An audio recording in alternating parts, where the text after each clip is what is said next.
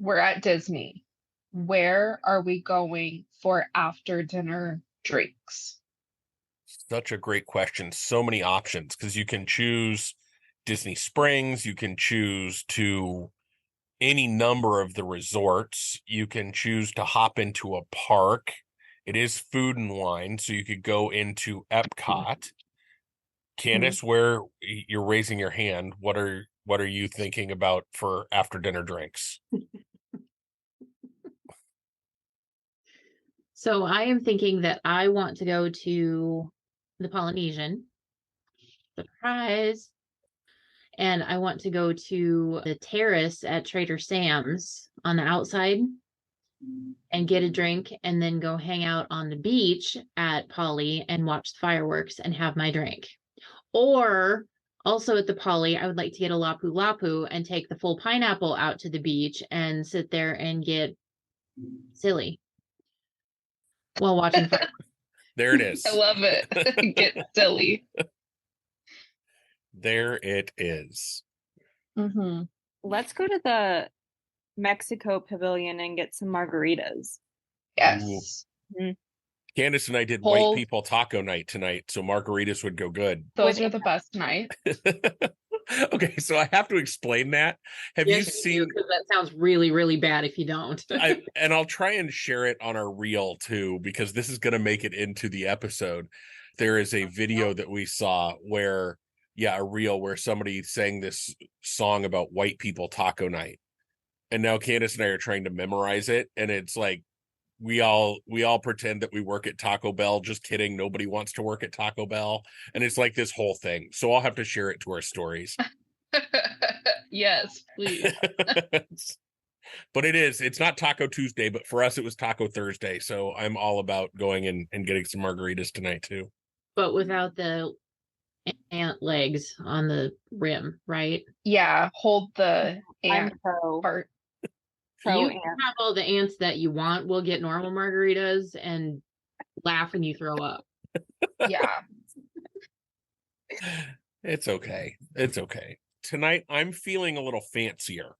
Oh. I'm going to take us over to the Grand Floridian, and we are going to go up and we're going to have drinks and desserts at the Rose, the Enchanted Rose pub in the Grand Floridian.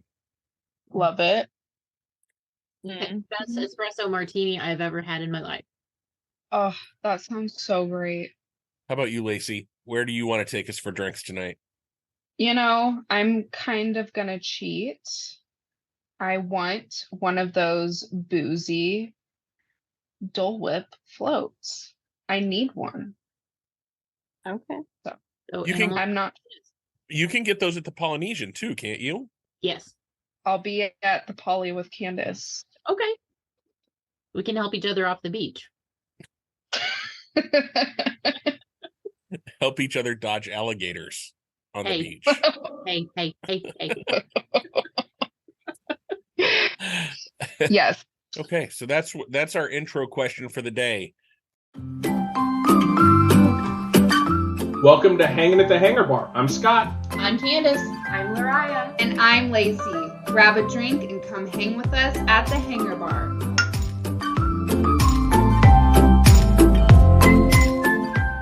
When you're sitting at the Hangar Bar, sometimes you talk Disney, sometimes you don't talk Disney.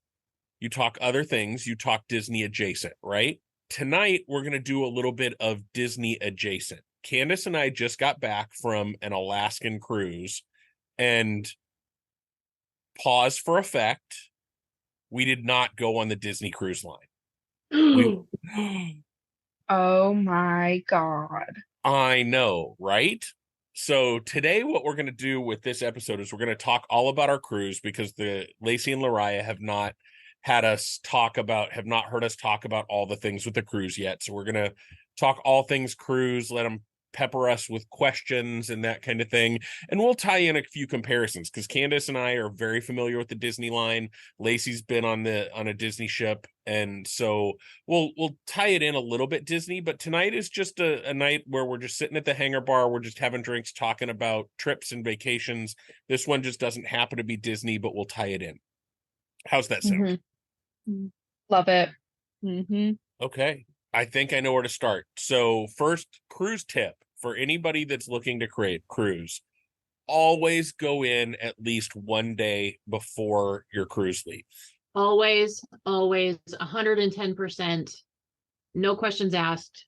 Always, at least one day before. Yeah.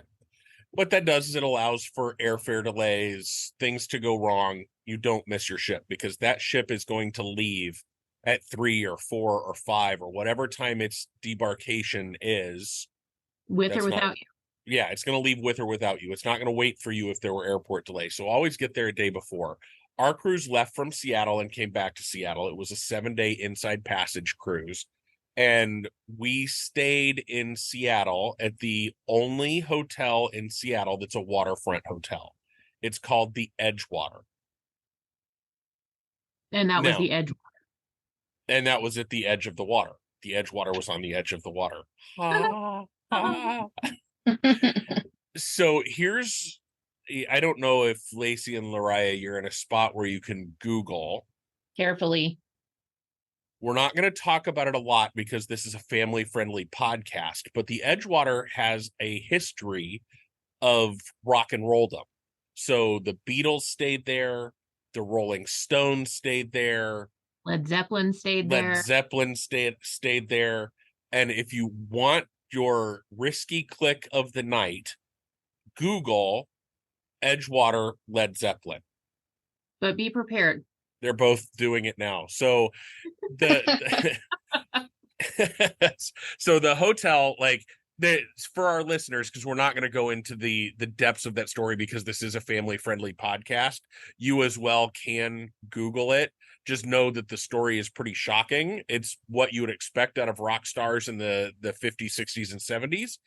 What you would expect from them. We'll tell the second time they stayed at the Led Zeppelin stayed at the Edgewater Hotel. We're not going to tell you about the first, but the second time Names, under assumed names because they got thrown out of the hotel after the first one as they and should. told they could never come back. So they did assumed names and got in a second time. And the hotel used to allow you to fish from the Puget Sound from your windows in the hotel. After Led Zeppelin's first trip, they took the fishing poles out of the rooms. You can read about why, but they were a little disappointed they couldn't fish from the rooms. So Led Zeppelin, in this block of how many ever rooms they had, ended up throwing all their TVs out into the Puget Sound. Because when you're bored and you don't have a fishing pole, what else do you do? Right. You party Right. and you throw TVs into Puget Sound. Stunning behavior. Yeah. Mhm. Lariah's Googling like, oh my God. So if you're a Led Zeppelin fan, you might be an even bigger Led Zeppelin fan after that. Or you might be like, ew, gross.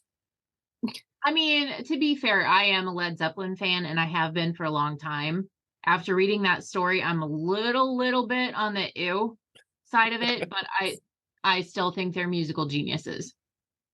And they're 70s rock stars. What do you Exactly. expect? Exactly.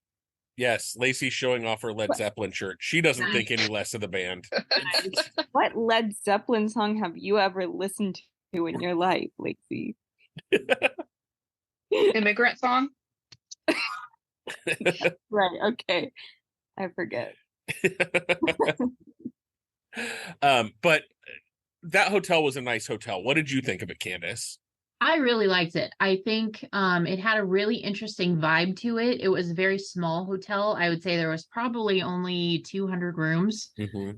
Oh, And it had a very cozy, the rooms were smallish, but it had a very cozy feel to each one of the rooms. They all had fireplaces in them, electric fireplaces, of course. Just really kind of, it was like rustic and kind of lodgy mixed with some rock and roll, and it just had kind of a vibe of, if I say like Virgin music, like Virgin Airlines, Virgin all the things, Richard Branson.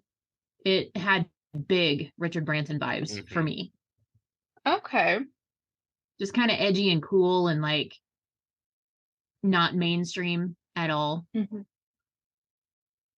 The restaurant was good but spendy there as well. Yeah. I had my first fresh seafood in their restaurant. It was fresh salmon.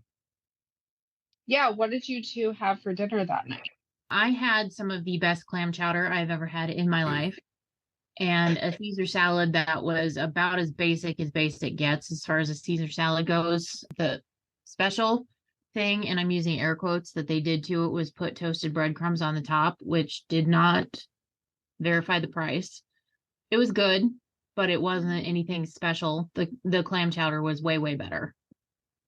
And when I say it was expensive, it was probably reasonably priced for a boutique hotel in downtown Seattle. Right. Like her salad was $18 for a Caesar salad without any chicken. Oh, Yeah. okay. Like it's spendy, right? But if you're in downtown Seattle at a boutique hotel, you probably are like, yeah, you're going to spend that kind of money. Right. And we live in the Midwest. Right. And It makes total sense. To me, Yeah. I mean, I was kind of like, okay, but it makes total sense. You're in a boutique hotel, you're in Seattle. Whatever. You're on vacation. Yeah. It doesn't matter. Money doesn't matter on vacation. Nope. I had my salmon was a maple glazed salmon, Candice. Mhm. And then it was served with, I don't even remember what it was served with except for the bacon lardons. Wasn't that enough? That was on top of something else though. The side dishes were better than the main entree. Like I'm not a huge salmon fan, but I figured I'm in the Pacific Northwest once in my life. I should probably eat salmon. But so it was okay, but the side dishes were better. Oh, we got a lobster mac and cheese that night too. Yeah. That's like a side that will serve your table. That was delicious. Okay. That was basically the star of the show, honestly. Yeah, it was good. Okay, so that we got in the night before. So we got in on Friday night. The cruise left on Saturday. We got up decent time. We were only a 5-minute drive from the cruise port, Candice? It was more like 10 or 15, just because of the way that we had to take the roads. Yeah, we could see our ship from the hotel. So in the hotel, it's the first hotel I think I've ever stayed in where you could like open the windows and stick your head out. But this hotel, you could open the windows and stick your head out. When we would stick our head out the window, there was a cruise pier right off to our left. There was the Norwegian Sun when we got there was just parked right there. You could see it. We waved goodbye to them as they left for Alaska from our room. Oh, wow. And then what was the ship that was there when we woke up in the morning?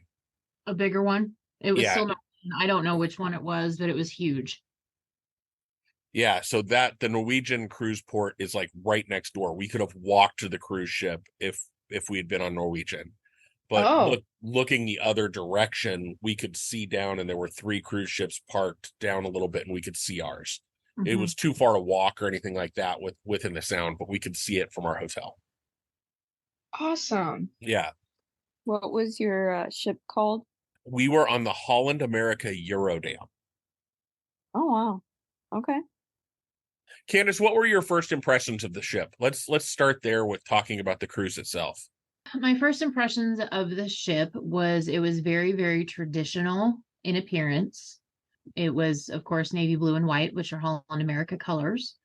Very, like I said, traditional, looked like a typical cruise ship with a lot of rooms with verandas on them. There was nothing crazy like a lot of the mega ships that you see these days with the water slides and all that kind of crap. It didn't have any of that. It was a smaller one of the fleet, so there was about 2,500 passengers on board, and it was full. Oh. It was So about 2,500 passengers, around 800 to 1,000 crew members. But yeah, it was a pretty ship. The further we got into it and the more we looked at it, the more we realized how badly she needs to go into dry dock and have a refurbishment done. Because there was like paint chipped off in places. Some of the windows were broken. We sat at one of the quote unquote signature restaurants for lunch one day next to a window where like the seal around the outside window was leaking or something. And there was actual sea salt that had collected between the panes of glass. So she needs to go into dry dock in a very big way. Do we know when it's anticipated? Like, are they going to do that after this Alaska season? I have no idea. It needs to, but Yeah. I have no idea. So, Lacey, to give you an idea of the size of that ship, which ship were you on with us? The Dream. Okay, so you were on one of the bigger ships. Mm-hmm. Okay. The Holland America Eurodam is about the size of the Magic and the Wonder. Okay. I just looked it up, and the Wonder holds 2,400 passengers. The Eurodam was at 2,500. So that gives you an idea of size of the ship. I agree with Candice. Like, for this cruise, just first impressions, there were way too many kids. Oh yeah. Like, one of the reasons and it's funny we say that as somebody that loves cruising the Disney line. I think I had gotten myself into the headspace that this is Holland America. It's an old people cruise line. Which is not Yeah. Which is not untrue. But on this Mhm. particular cruise, I think it was the last week before school started, and we noticed there were lots of multi-generational families, like lots of people that were there for grandparents and entire families, like groups of 15 or 20 people, all there. And I would say of the 2,500 passengers, there were 300-400 kids under the age of 15. Oh, wow. There were a lot of You kind of expect that with a Disney cruise. them. Mm-hmm. So that's very odd. Well, and the thing about it is, though, is that with the Disney ships, and one of the things that we love about the Disney ships is that there are spaces that we can go to get away from the children. Mm-hmm. This was not that, except for in the spa. They could go anywhere they wanted to, and they did. And like we saw them several times, essentially chasing grown-ups out of hot tubs and things like that so they could be obnoxious. And their parents were very close to them and should have said, no, those people were here first. You need to go pick up the other hot tub that's just right over there that's empty. But no. Mm-hmm. Yeah, the story that she's talking about that just kind of grossed me out, and I felt for the old guy that was sitting in the hot tub. He was just sitting in the hot tub living his best life, and these two little girls that couldn't have been more than 10 or 12 years old in their little vacation swimsuits come and get in the hot tub and start talking to him. And then their little sister comes in and starts talking to him. And you could just see the guy getting more and more uncomfortable as more and more kids got in. And he finally made the decision to just get up and leave. And then they took over and started playing games in the hot tub. Their entire intent of engaging with him was to try and get him to leave the hot tub. God. And it worked. Yeah. Even though the children on the boat had essentially taken over the entire indoor pool, the hot tubs around the indoor pool, the outdoor pool, and the hot tubs around the outdoor pool. So like if we had wanted to go for a nice quiet swim, that would not have happened. Right. Yeah. Wow, I would have been so annoyed. It was Yeah. But I will tell you, I bring that up as the first thing because it was something that I wasn't expecting. I would go back on the Holland America line again. I would go on the Eurodam again. I probably just wouldn't pick. I would pay more attention. So this is another cruise planning hack that when you're talking to your wonderful travel agent from Minx Cruise and Travel, you can talk about, okay, let's look at the average time for kids to go back to school. Let's look at if you're planning a trip, because if we had gone 2 weeks later, I think our experience would have been completely different. Mm-hmm. Because most kids would have been back in school, so there would have been less of them on board. The ship probably wouldn't have been 100% full. It just, like, the time that we went kind of drove some of the behavior of the guests a little bit. Well, and that's the tough thing with an Alaska vacation, because the travel season for Alaska, particularly cruising, is so short. You've got from the very tail end of May to about October 1st.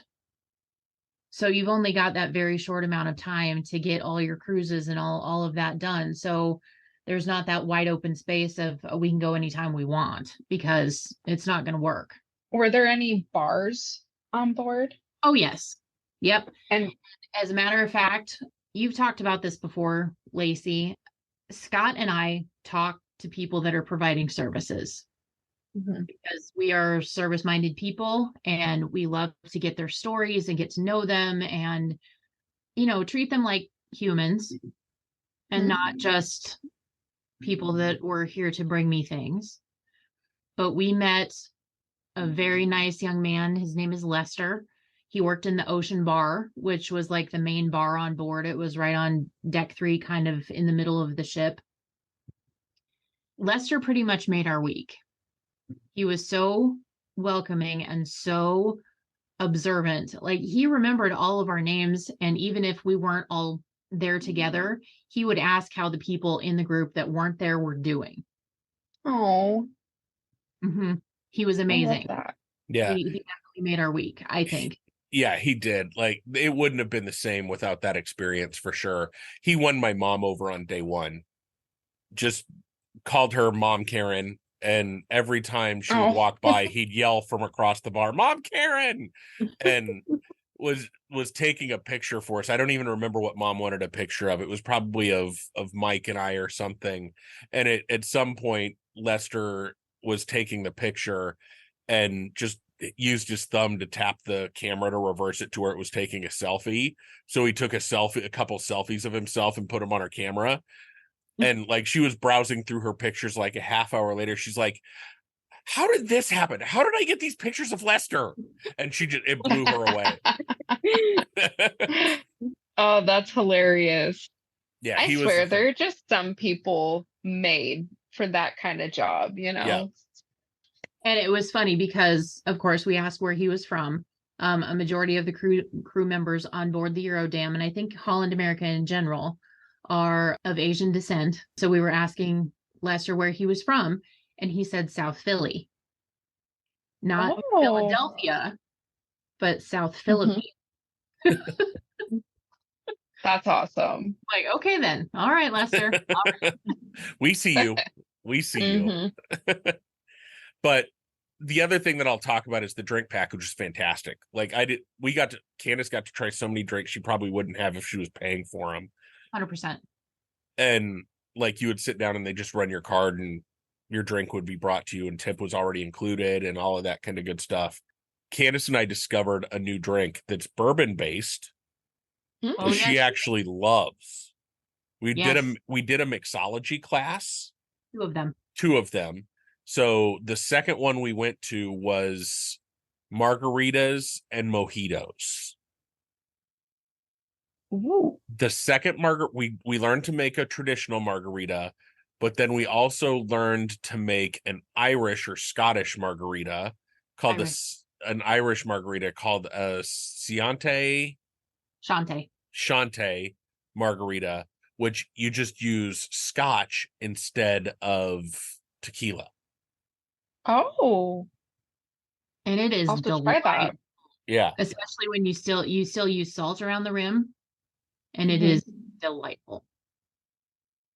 I'll have to get a bottle of scotch and we'll make one, because that it used Grand Marnier instead of triple sec. That wasn't scotch, it was Jameson Irish whiskey. Okay, yeah. I think both Even would be still. good, but yeah.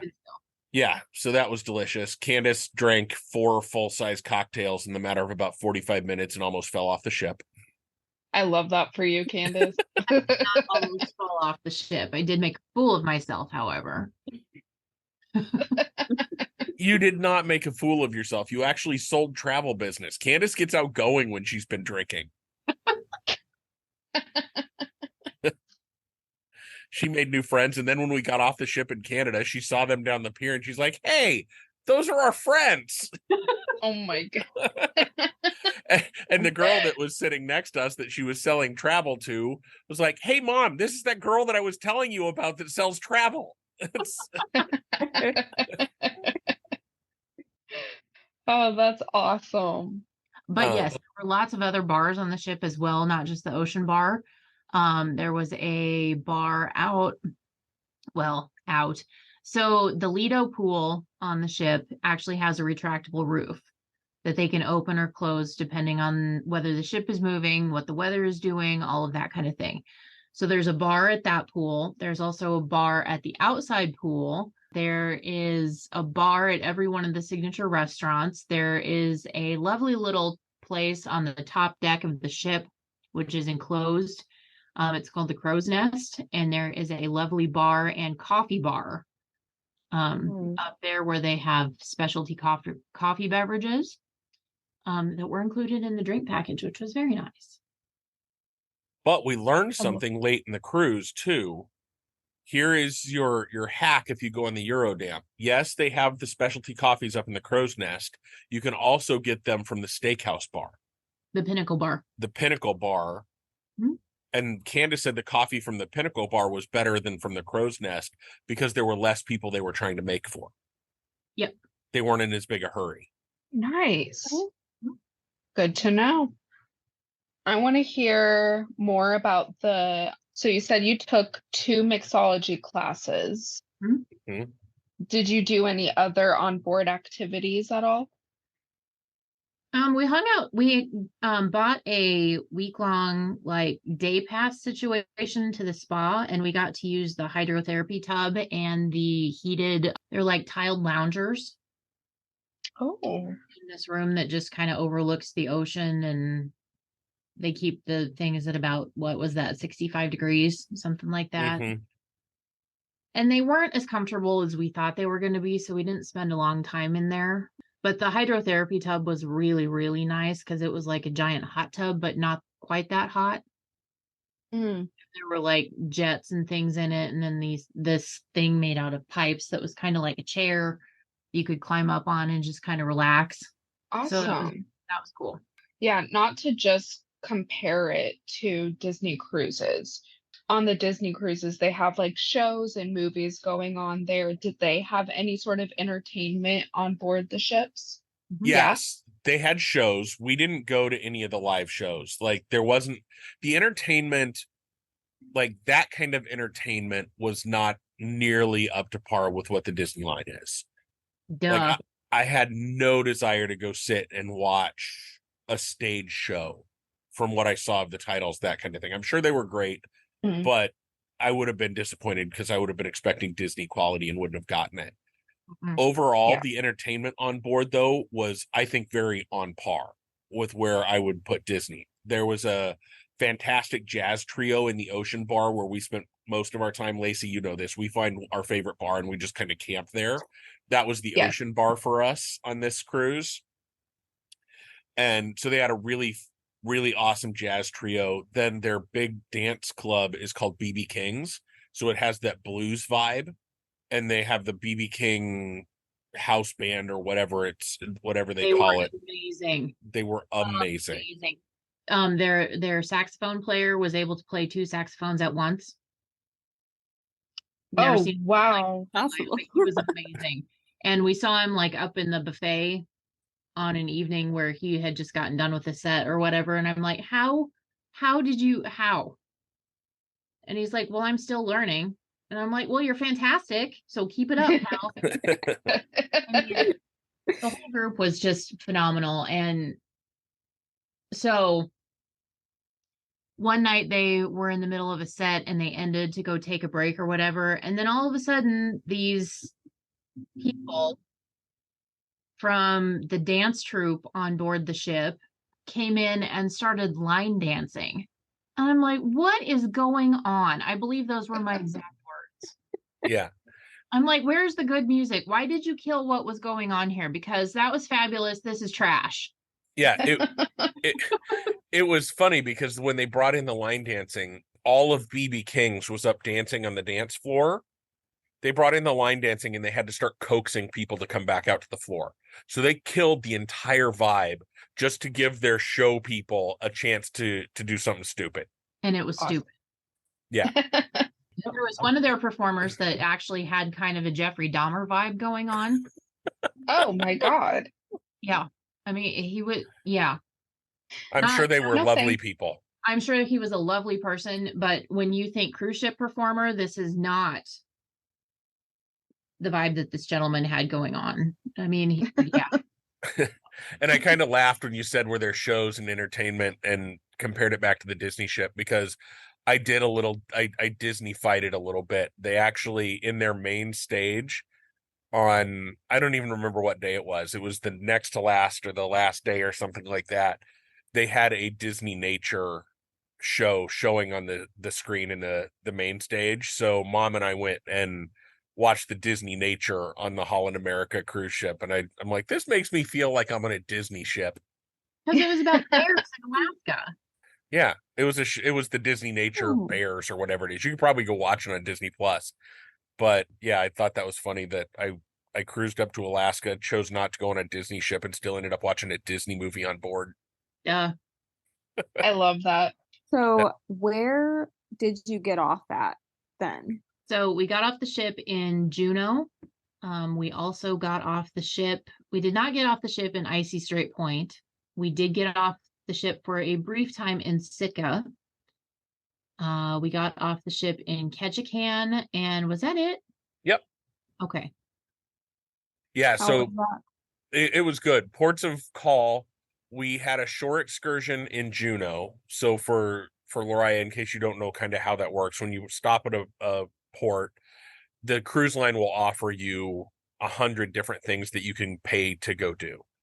Or you can just go wander the city. You can go wander the port, whatever you want to do. Oh, we missed Vancouver, Candice. We stopped in Vancouver. Oh, yeah. So, but you can choose a shore excursion, or you don't have to. You can book a shore excursion yourself. We don't recommend that. Do it through the cruise line, because then the cruise line will wait for you if you're late. But in Juneau, we did a shore excursion as a whole family, and we went on a whale watching excursion.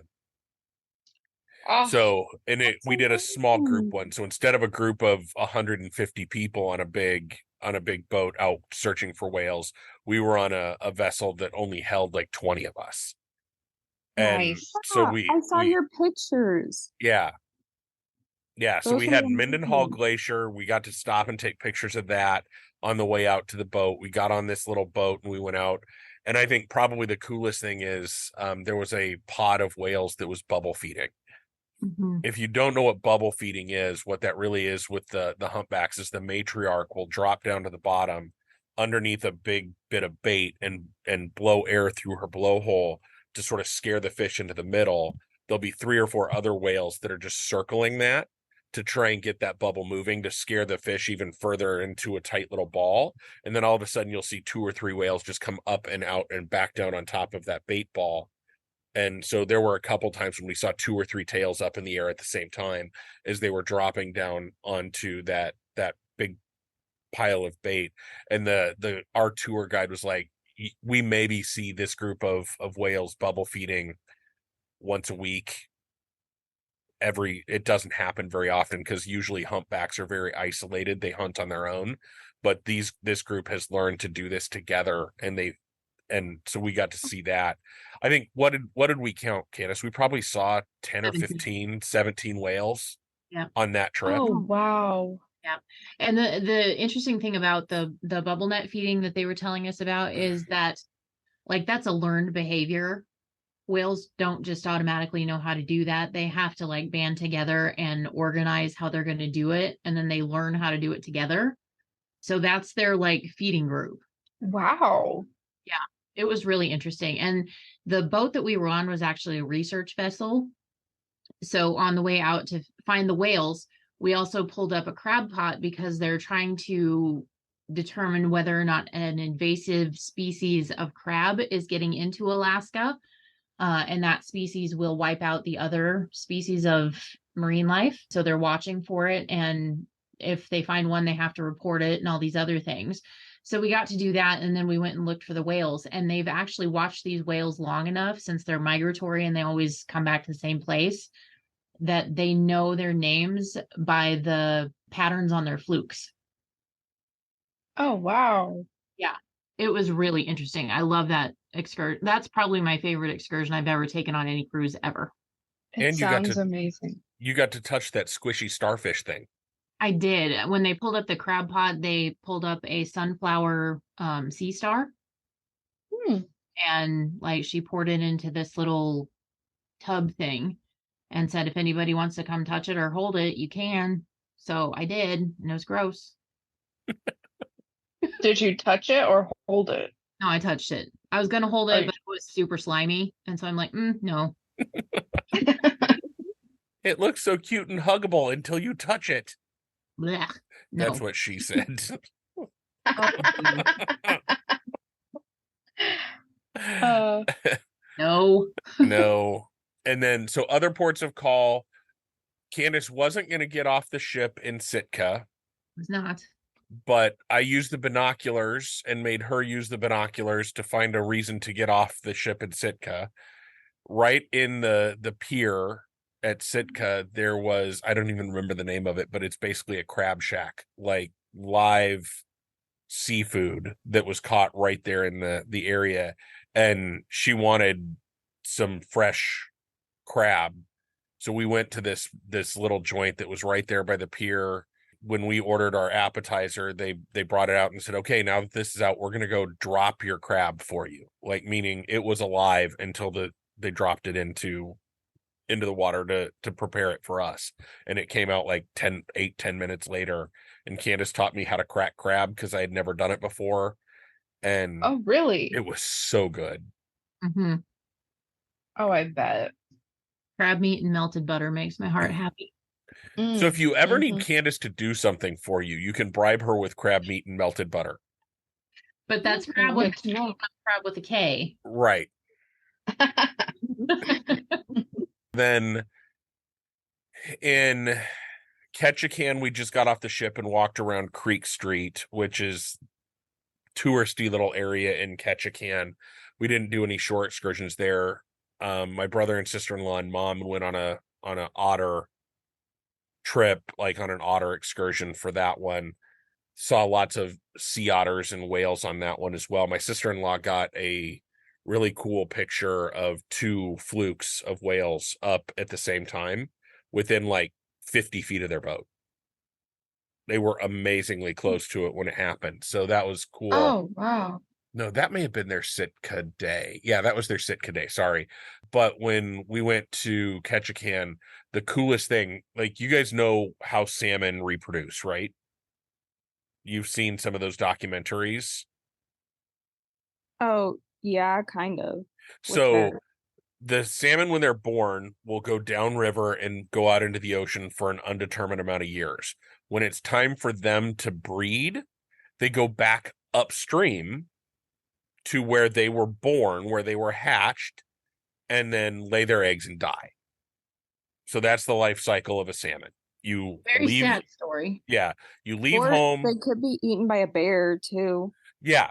Their story So doesn't have to end there. yeah, well, if they make it up the river far enough to lay their eggs in the water, that's the end of their Okay, story. well- They would get eaten by a bear before they make it to the top of the river.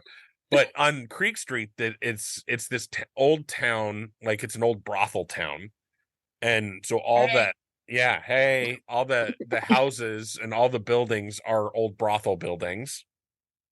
And we And think we it's- saw a lady that originally worked there. Like in her getup, or Yeah, yeah, Ooh. yeah. Tour guide. But I'm not very good at describing this, but the whole street is built on kind of stilts with decking all around it. So you're just on this great big deck, this pier, I would almost call it. But it's over this Creek Street. Duh, it's over a creek. But when you look down in to the creek, when we first went over, we looked down and I'm like, oh, that's a little creek. And then you look closer, there were thousands of salmon that were starting to make their way back upriver.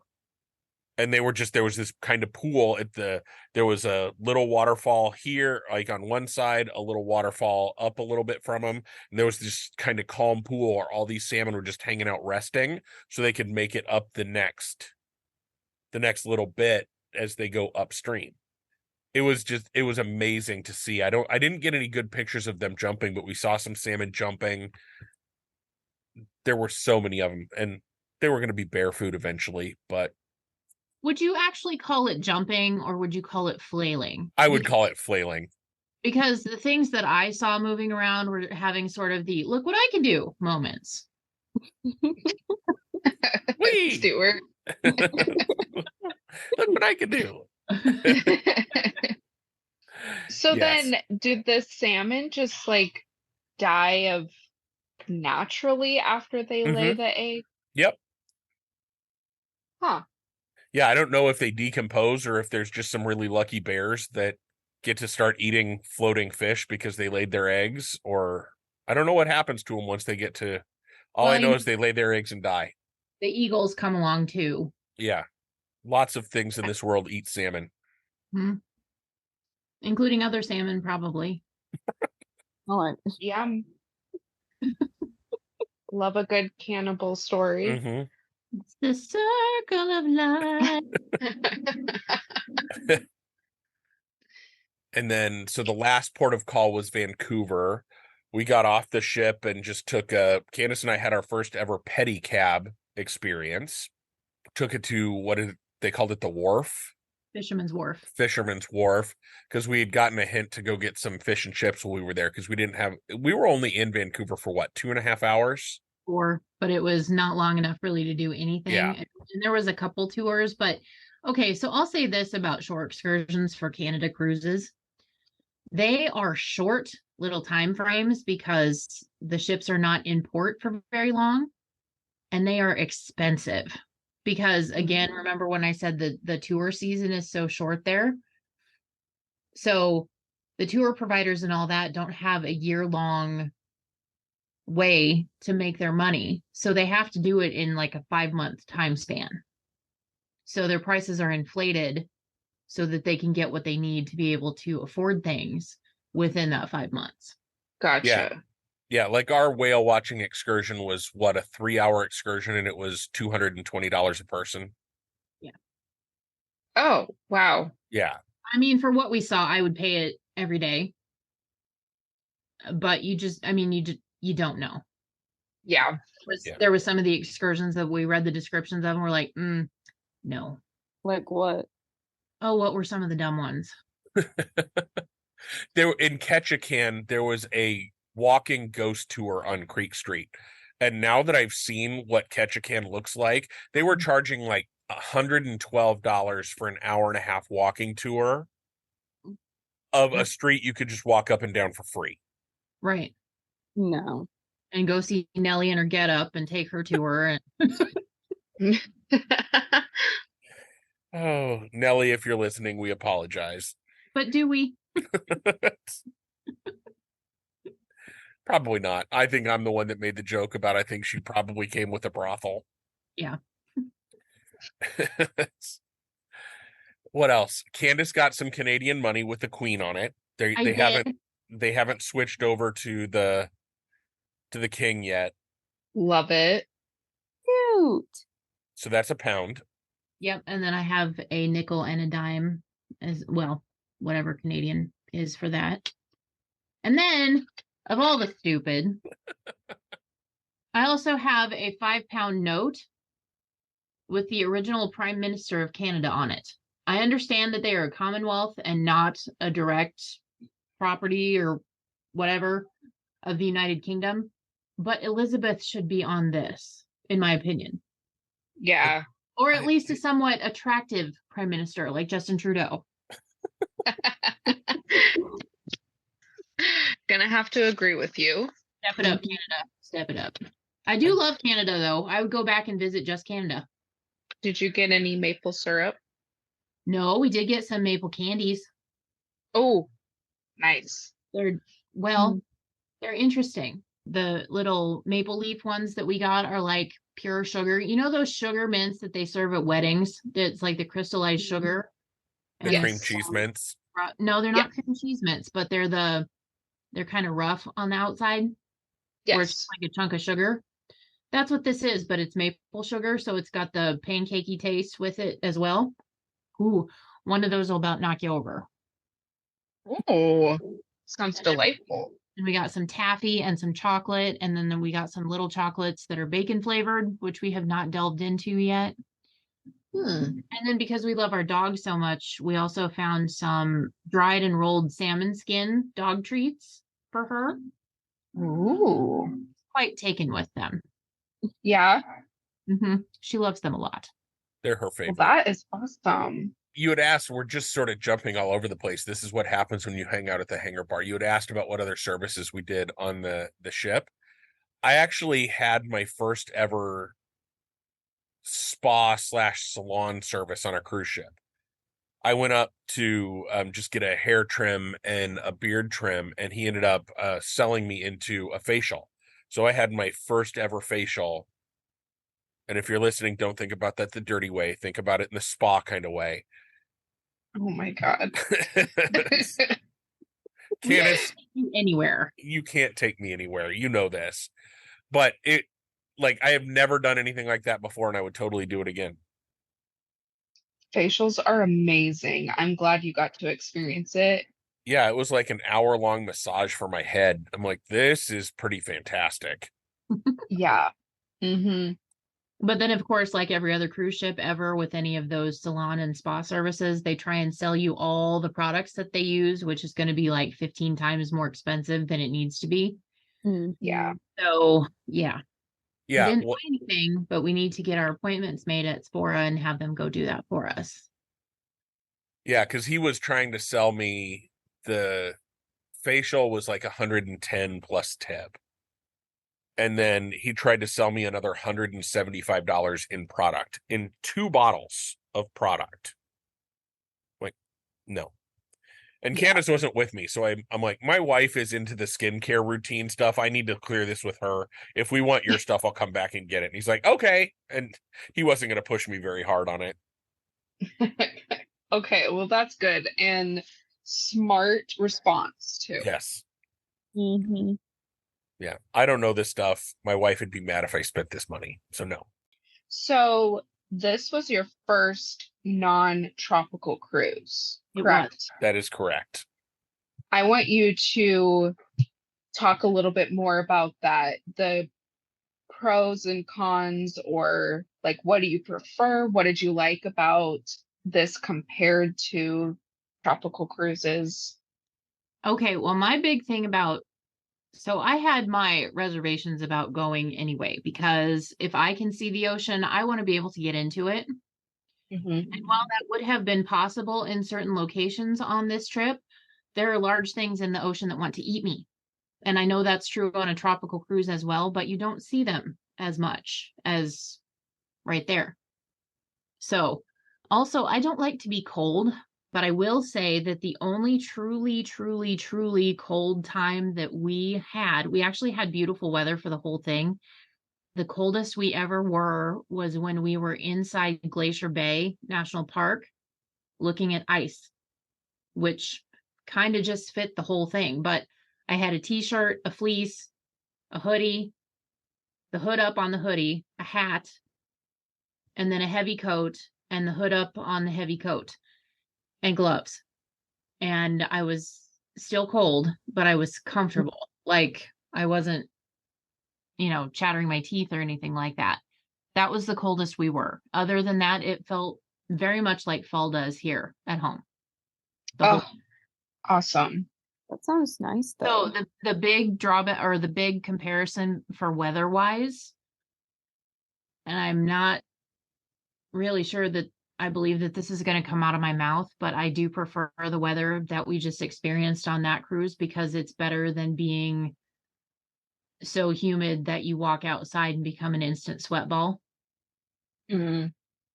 And being the translucent ginger that I am, I didn't have to worry about sunburn quite as bad, although I did have SPF on because it's still a very real thing. I'm sharing a picture. This is not one we took. This is just one I found online, but this is Marjorie Glacier. So when Candice is talking about our trip into Glacier Bay, we were this close to that glacier. Oh, wow. And it really is that blue color. And the water is that blue color. And it's the strangest thing because like when you're outside of Glacier Bay and whatnot and not close to the ice like that, it's normal colored, not like tropical blue, like the beautiful turquoise that we've seen. It's just regular blue water, but you get inside close to those glaciers and it is that bright, beautiful aqua blue. Wow. Yeah, I've been telling people when they ask about it, when they ask about Alaska, I keep saying, and I think I posted this on Facebook too, if anybody that's tried to describe how beautiful Alaska is underselling it. Mm-hmm. Like, I have never seen anything so beautiful. There were times when we were up near that glacier that I was just breathless. It was fantastic. And what they do is they just slowly go into the national park up by the glacier.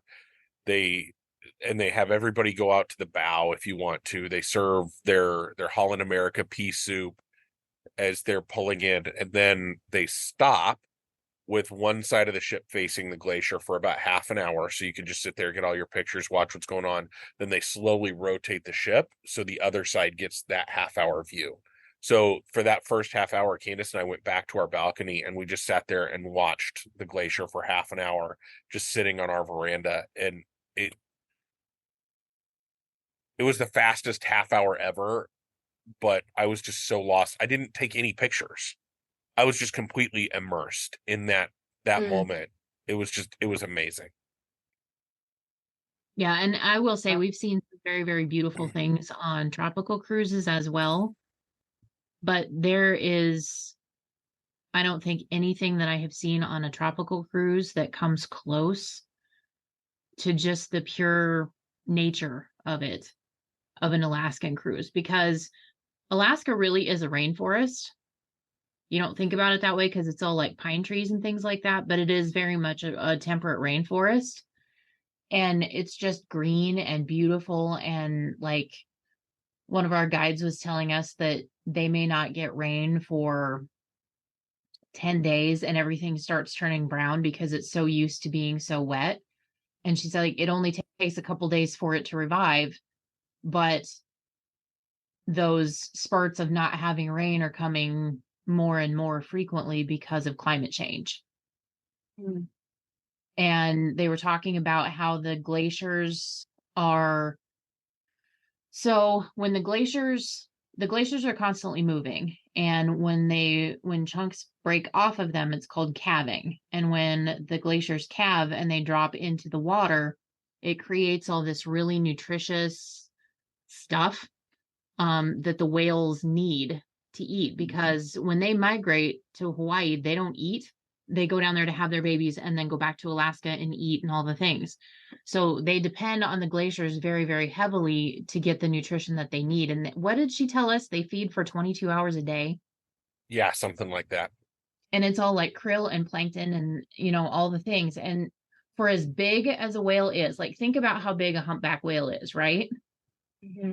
She was telling us that their throats are only this big. And because you're not watching this, she has her two fists put together. Yeah. So this Wow. That's as big as a whale's throat is. So you can see how it would take 22 hours a day of eating herring and krill and plankton and all the other things to get them to have the nutrition they need. That's amazing. Yeah. We saw our first whales on the first sea day. Mm-hmm. Really? And we didn't really see the whales. We saw a whole bunch of dolphin out kind of bouncing around. And then off in the distance, you saw whale spouts. That we saw like 3 or 4 whale spouts off in the distance. So we saw wildlife from day one clear until we got back to Seattle. It was crazy. Saw bears, otters. When we were sitting in port waiting to sail off, there was like this raft thing made of what looked like to be orange pipes of some sort. And there was a whole bunch of seals hanging out on and around it. And they would like swim around and then jump up on it and sun themselves for a little bit and then go back in the water. It was super cute. But yeah, we saw a lot of wildlife. Did you see any like orcas or anything? I did see an orca. Ooh, I'm kind of scared of Really? orcas. They're fierce. Oh, they're mean. Yeah. They eat seals. Yeah. Do they eat seals or do they just play with seals like they're beach balls? No, they eat them. Okay. They'll eat anything. They're crazy. That's the reason they're called killer whales. Mm-hmm. Mm-hmm. They're beautiful. I have a weird question. This being your first more cold, non-tropical cruise, would you say that it's different in terms of, I don't know how to phrase this really, but like when I think of winter and ice and things just surrounded like that in Alaska, I think of stillness and like quietness. Would you say that that's kind of the energy level of the cruise versus like a tropical one that may have more like energy? Well, it would depend. I mean, the thing about it is that when you're moving through the water on a ship, there's always wind. And just because of the location we were in, the wind coming onto the ship off of the water was cold. So it wasn't like we could actually spend a whole ton of time out on the deck, just because of the breeziness of everything, and it was colder. As far as ship energy, that's kind of a hard thing to say. I mean, it does depend on the line that you're on. It also depends on the passengers on the ship. With the number of children aboard the ship, it was kind of crazy and chaotic the entire time, but there were moments of quiet. And like, especially when we went out on our veranda on our room, it was so peaceful and so quiet. And it was just like, I don't even know how to describe it, but it was much less steel drum, palm trees, all of that. It was much more of it felt almost more dignified, I guess, Mm-hmm. for lack of a better term. Yeah, that's the vibe that I got. And the good thing was we on cruises, we're late eaters. We typically will stay up till 10:30, 11, 12, something like that. So on a lot of those tropical cruises, the party goes on till really early in the morning. On this ship, even with the number of kids and young people that were on board, the ship kind of died at about 9:30. So I kind of like that. yeah, after 9:30, we would go sit in the ocean bar for a nightcap for an hour or two, because all the bars closed at midnight. So after midnight, there was nothing to do on board. So we would go have a nightcap and sit there till 10:30 or 11 o'clock at night, and we would be one of 6 people in the bar. Wow. And yeah, you don't get that very often on those tropical cruises.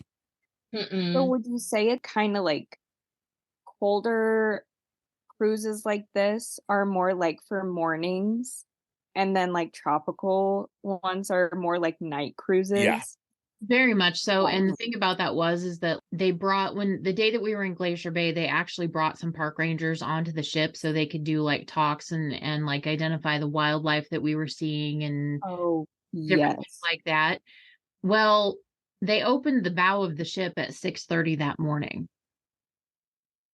So stuff starts really, really early on board on Alaskan cruises, but I mean, we only had 6 hours of nighttime, like dark. Yeah. Wow, I kind of really love that idea, actually. Mm-hmm. That sounds really nice. Are you more of a morning person, Lariah? I am not. It depends on the weather, because that's why I went back to like colder cruises versus tropical, because I feel like there's nothing like a winter morning versus a winter night, where in the summer it's like there's nothing like a summer night. I don't know. In the winter, I love the mornings. So it's just so much more peaceful and still. And so that nice crispness to the air. Mm-hmm. You got a lot of that on this trip. Like that's usually what my first step was every morning, was just going out to our veranda, looking out over Alaska and just taking in that nice, fresh, crisp air. And it's definitely more of a chill vibe. Nice. And I don't know if that's because of the ship that we were on. I don't know if all lines were that way and it was just Alaska that's the vibe, or if that was the Holland America line that was the vibe. I think it's a combination of the both. Because I think Holland America is a very, very traditional cruise line, where some of them like Disney, Virgin, they are not. Yes. But I will tell you, another pro hack for an Alaskan cruise is spring for a room with a veranda. No question. Yeah, you go to Alaska for the views. Yeah. And if you're in an inside stateroom, you don't get the views unless you're with a mass of people. What else, Candice? What else do we want to talk about? Well, let's do this. You know how I like to ask questions like this. What was your favorite part of the cruise, or what was your favorite moment on the cruise? Probably the whale watching excursion. That was really cool. Yeah. And I didn't really think I cared about whales that much, but just seeing like them in their natural habitat and not on TV or something like that, I'm like, how are we sitting here watching this? Is this real? I mean, it was one of those things that didn't quite feel like we were actually there, and yet we were 100%.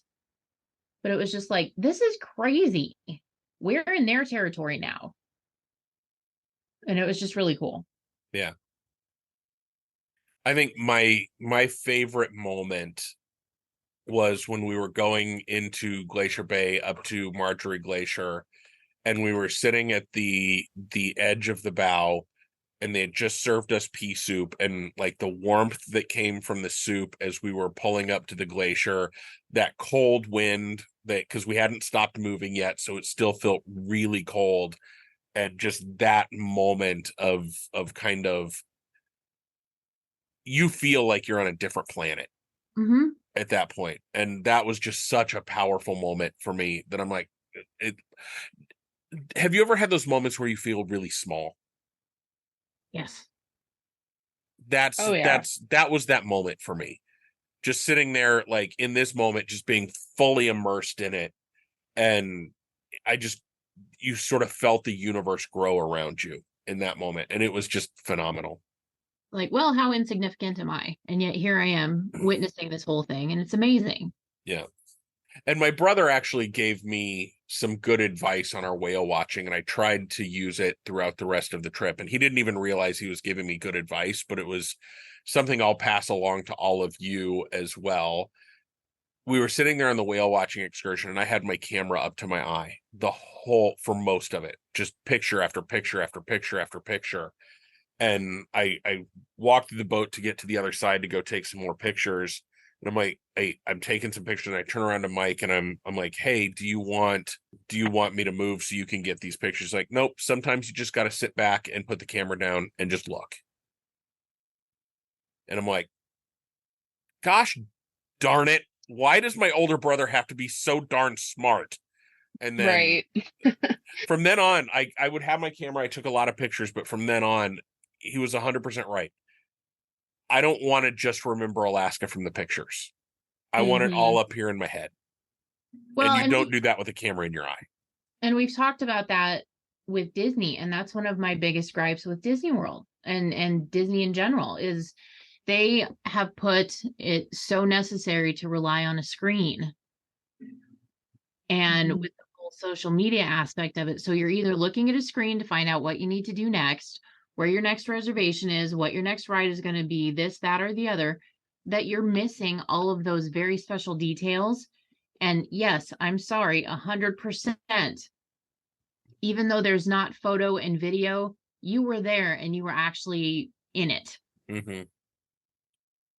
And like those types of experiences, nobody can ever take away from you, and nobody but you is going to know exactly how you felt. Because you could take the best, you could be freaking Ansel Adams and you could take the most beautiful picture in the world, but the feeling that you get in those locations is not going to be the same for anybody else, even if you try and portray that in a picture or a video. So let's compare with the Disney cruises that we've been on in the past. Let's talk about that versus this. I think there is a difference, and we've talked about why we didn't choose Disney for this voyage. Do we want to talk about that now as well? We can. Okay. So when Candice and I are loyal to the Disney line, we have status with the Disney line. We like cruising the Disney line, and the Disney cruises to Alaska are on the ships we love, the Wonder and the Magic. The small ones. The small ones. We priced out doing this trip on a Disney ship, and it was 45% more expensive than what we paid to go on Holland America for less of a room. It just same basic itinerary and everything. Yeah. It was nuts how much more expensive the Disney tax puts on that trip. And so in that regard, I'm glad we did what we did. But I asked Candice on this trip, I'm like, would you want to now do this itinerary on the Disney ship? Yes. And the whole thing about it is, and I'll take it back to what I was saying when we kind of started talking about this conversation, is the condition of the ship. I have never, ever, ever, ever seen a Disney ship that is in less than pristine condition. Or in the event where I have seen one element of a Disney ship not in pristine condition, the next time I passed that element that was not in pristine condition, it was in pristine condition. They take very good care of their ships. They clean everything constantly. To be quite honest with you, there was hand sanitizer stations everywhere on the ship, especially around the restaurants and things like that. But I never once saw anybody scrubbing anything down. Never, not once. Mhm. And on the Disney ship, that's a constant. Yeah, and I would say as we compare, I think the food on our trip was fantastic. Yes. We had great food almost every meal. There were Mhm. some things that, like anytime you go to a restaurant, you're going to find things that you don't like or whatever. I would still say Disney food, in my experience, and the way Disney does their dining is better than the way Holland America did their dining. Mm-hmm. Because on the Disney ship, you have your 3 main dining rooms that you rotate to. On Holland, they have open seating in just one great big dining room. And as a party of 5, we got seated at a table and the service was just kind of lackluster. You never got lackluster service on a Disney ship. And the food is always presented in such a really clean, cool way. I say that not knowing that how it is on Disney ships now that they have so many shows as part of dinner. I might be a little bit more, I don't know, because the signature dining experiences on Holland America. So here's what I would say. I would put the signature dining experiences on Holland America at the regular dining room level on a Disney ship Yes. from a service Wow. and quality perspective. Yep. But then you have to think about that too. In the times that we have been to Animator's Palette on the Disney ships, that's been one of our biggest gripes, is because it has to be so timed out with music and the show element of it Mhm. that we felt rushed through dinner for that experience. I don't know that we ever felt rushed in any of our experiences aboard Holland America. More, I think it was like we're waiting on things. Yeah, it was the opposite. Yeah. And not that that's a bad thing, because I mean, it wasn't, we had no place to go. We had nothing to do. So it wasn't a big deal, but it was just, the service would not be what I would expect, especially in the middle of the season. And we talked about this as a group where we're like, okay, well, maybe they're short staffed, maybe they got overwhelmed, maybe this, maybe that. Like, okay, I could understand that probably if it was in the first month or 2 of the season, and if they're running a little bit short staff, I get that. But when you are smack in the middle of the season and you haven't figured stuff out yet, that's a problem. Yeah. Is there like a star rating of this cruise line?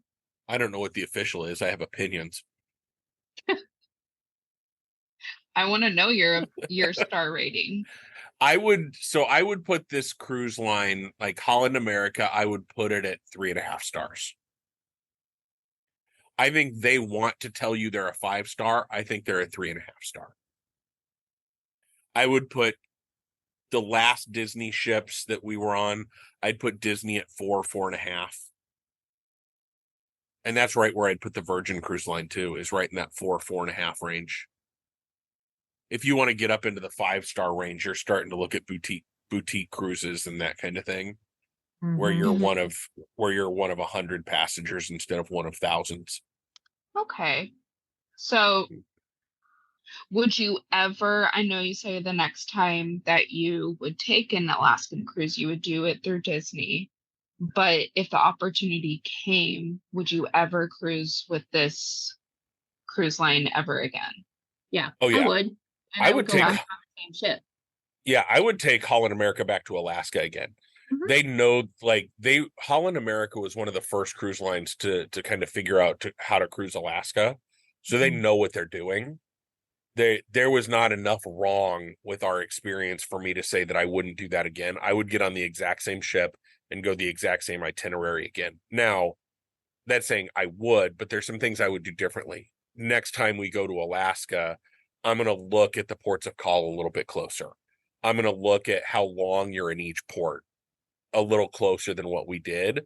We really focused on inside passage and time spent near glaciers. And that was the driving force of the itinerary that we took. I might do that a little bit differently next time we go. Okay.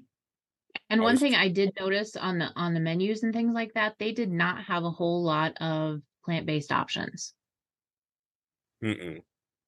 which was pretty surprising. I mean, because if you think about Disney and how they do things, they're pretty front and center of they've got at least one option for you.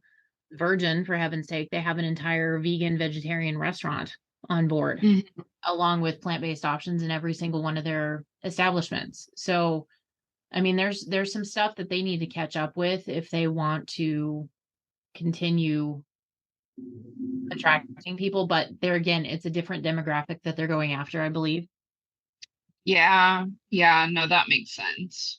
So the deck area on the Disney cruise, there's a lot going on the decks. And when we took ours, we spent a lot of time on the decks. I remember our at sea day, Candice and I, we just read and drank drinks for hours on the deck. How is the deck atmosphere compared to a tropical cruise? The Lido deck, which they call the like inside outside pool that they can slide the roof over if they need to, if they're moving or whatever.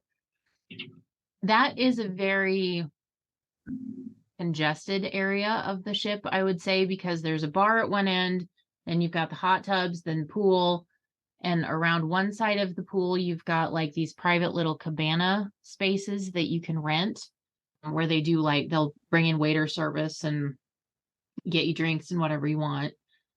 And then there's like the quick service, like hamburger, hot dog stand situation going on over by the bar.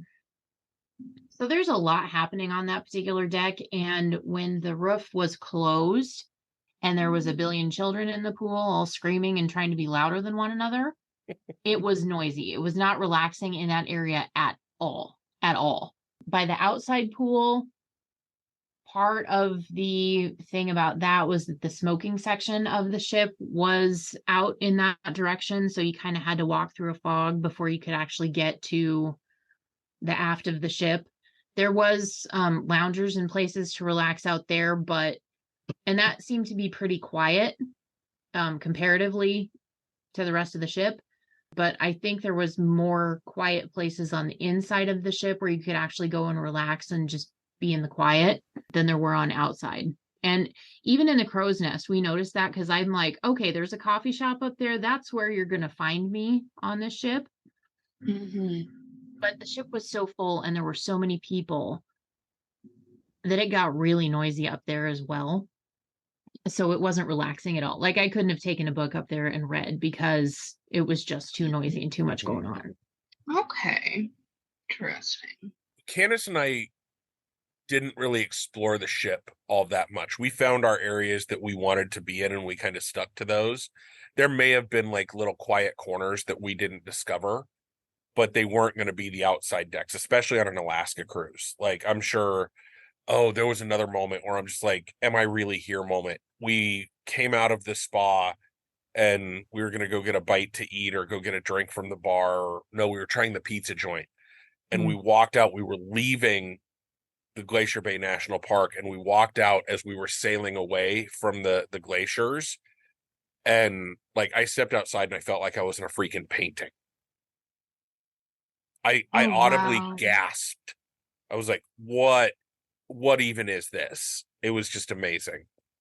But that just popped into my head. But there were a couple decks, like down on deck 1, there was a nice little quiet seating area that we never really made it down to, but there really wasn't any reason to go down there unless you wanted to find that nice quiet area. There wasn't like entertainment down there or anything that would draw you there. So I was right next to guest services, so it's like, why do we go sit right there? Yeah. So not a lot of like places to just go sit and be. Now, if we had wanted to pay the money for it, there were like poolside, you could get cabanas. You could get cabanas looking down over the pool, outside cabanas overlooking the pool. So some of those areas that you can pay to create your own little private area like that would have been nice. But I think those sell out quick. And we noticed the same family being in the same cabana every day while we were there. Like, people were booking them for the entire week, which is just strange to me. We were talking about pricing. While you all were chatting about quiet spaces, I went out and priced a Disney cruise to Alaska, very similar itinerary to the one we were on for next July. And it priced out for 2 adults in a just regular veranda stateroom at $11,497. Oh, ouch. I think for 5 of us, 2 of us being in suites, 1 being in an inside stateroom, we didn't pay that much more than that. Well, Oh, wow. probably about $3,000 more than that for 5 of us, 2 of us being in suites. The concierge level on the Disney ship started at like $18,000 for the week. Wow. So yeah, Disney prices is a premium for being on the Disney line. They have to get it right. If they're going to charge that kind of price, they better have good food and good service. Mm-hmm. What are we missing, Candice? We're sitting at a bar. What was your favorite drink on board? Oh boy. Okay. So I actually kind of invented my own cocktail because I rediscovered one of my long-time favorite alcoholies. So what I did was I ordered a lemon drop martini, put it on the rocks, and then put a shot of Chambord in it. Ooh. Raspberry lemonade sort of situation. And that was really, really good. That sounds amazing. But during our mixology class, we were talking about, so the first one we did was about cosmopolitans. They also taught us one called the Metropolitan, which instead of cranberry juice in a regular Cosmo, they use Chambord. So it's that sweet raspberry kind of flavor, and then with the lime juice, and it was really, really, really good. But we did cosmopolitans, and they also did Manhattans, and we had a regular Manhattan and then a Manhattan East, which had ginger and something else. Sake. In it, which that was good. I did not care so much for the regular Manhattan. Ugh. But then the second one we did was the mojitos and the margaritas. And that was actually the first time in my life that I have had a mojito that I actually liked. Oh, okay. And the thing that the guy that taught the mixology class, his name was Vince. And he called himself Vince the Prince because his father apparently is the drink king of New Orleans. And he's got like 2 James Beard awards and some other like really highfalutin awards for his mixology. But Vince was saying that the reason that a lot of people get mojitos wrong is because they muddle the mint along with the lime in the bottom of the glass, and that makes it bitter. So all you want to do is, he says, "Who's your daddy?" And you just like clap the mint leaf between your hands and then drop it into the glass, and it just releases the oil. Oh, rather than making good it all. to know. So it was fantastic. Yeah, I learned things. That's awesome. I'll have to try it that way. But we have recipes for all the drinks that we learned how to make. So. Oh. Yeah, next time we get together in person, we'll have some mixology. I would love that. We'll find Lariah some drinks that she enjoys drinking. I bet she would like a mojito. I don't know if she's ever had one. Yeah. I do love mojitos. There we go. The mint and the lime. Have you ever had one made from scratch? Probably not. We'll have to do that, especially now that I know how to not ruin them. Mm-hmm. So, Scott, is it safe to say that the Chianti margarita was your favorite? Oh, yes. Okay. Yeah, we're going to make sure we have the stuff to make that on hand soon. On the regular? Yeah.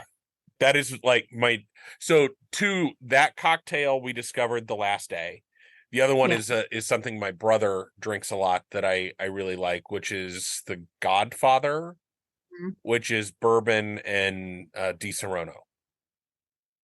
It's like an old fashioned made with Di Serono Oh, instead of simple syrup. okay. That's pretty tasty as well. I drank my body weight in bourbon And a lot of Good. other things. and a lot of other things. You can't drink all day if you don't start in the morning. And do you Amen. have that discussion about reading your room service menu carefully?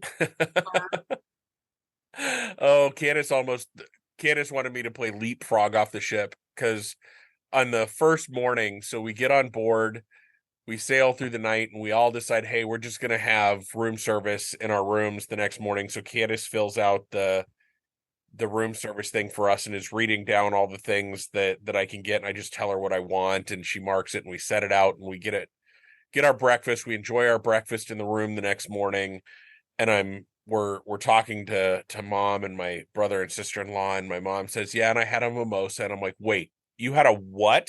And she's like, yeah, I ordered a mimosa. It was right there on the menu. And like, you know me, I speak without thinking an awful lot. I turn Mhm. and I look at Candice and I say, I sure wish my travel agent had told me that you could get mimosas delivered room service. Yeah. So that became the running joke throughout, is every time I didn't get quite what I wanted, I'd be like, I sure wish my travel agent would have told me about this. And she's like, you know what? You need to go look in that ocean right over there. There's something really neat to look at. Being way far over. Magical, I promise.